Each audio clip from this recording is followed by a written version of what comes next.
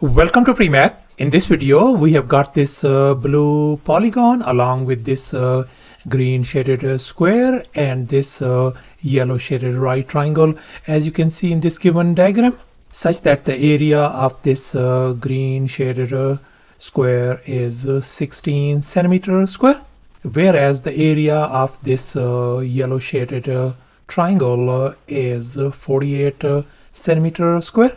And moreover, this vertical side length of this blue polygon is being represented by x, and this horizontal side by 2 times x. And now our task is to calculate the perimeter of this blue polygon. Please don't forget to give a thumbs up and subscribe. And please keep in mind that this figure may not be 100% true to the scale. Let's go ahead and get started. And since we are interested in calculating the perimeter of this given blue polygon, so therefore we are going to figure out this side length, this side length, this side length, this side length, this side length, this side length as well. And now let's focus on this green shaded square. And we know its area has been given to us as 16 centimeter square. Now let's recall the area of a square formula, area equal to s square, where s represents the side length of the square. So let's go ahead and fill in the blanks in this formula. So the area of the square has been given to us as 16. And I'm going to undo this square by taking a square root on both sides. So therefore our side length s turns out to be positive 4 centimeter. So therefore the side length of this green square turns out to be 4 centimeter across the board. And now let's make an observation. We know this side length is equal to this side length. If this side length is 4, then this side length has got to be 4 centimeter as well. And likewise this side length is going to be equal to this side length. If this side length is 4, then this side length has got to be 4 centimeter as well. And here's our next step. Let's focus on this yellow shaded right triangle. I'm going to label this base of the triangle as lowercase b, and the height of this triangle as lowercase h.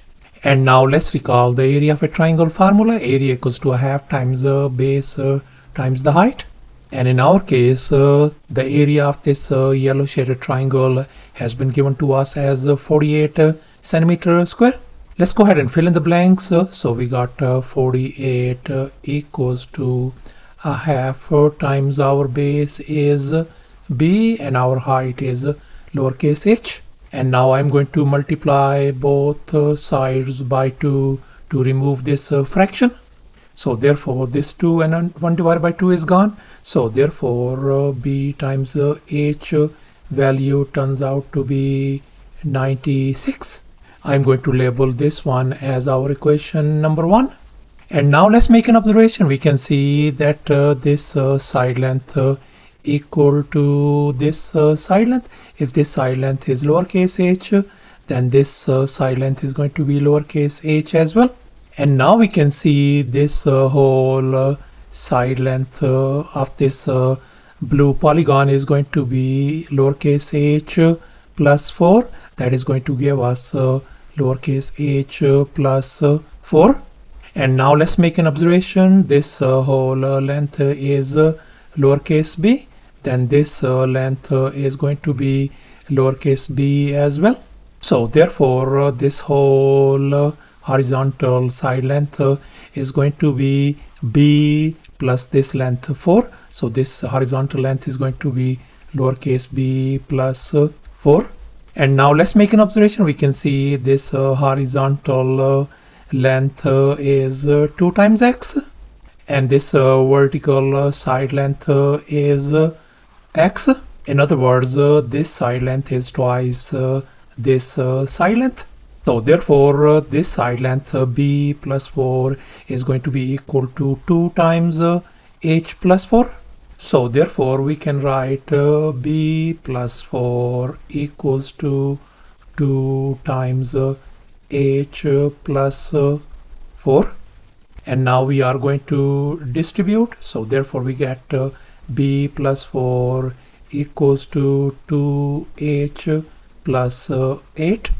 We are going to subtract 4 from both sides. This is gone, so therefore lowercase b value turns out to be 2 times h plus 4. I'm going to label this one as our equation number 2. And now we are going to substitute b equals to 2h plus 4 value in this equation 1. And here I have copied down equation 1.